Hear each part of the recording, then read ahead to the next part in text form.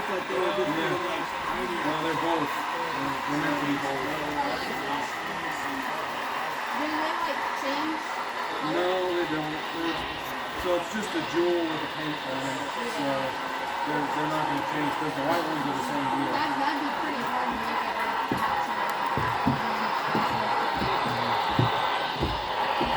like what does the white one do? So white is scheduled training. Green is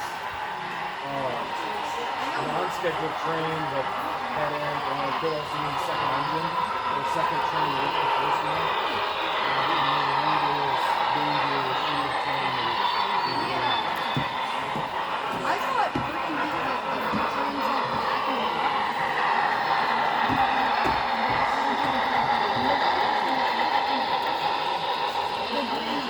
So it could also mean red as well.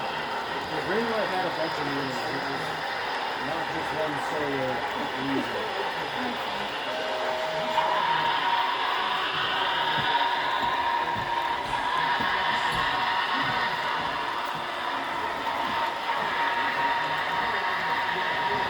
Flipping the car worked, apparently.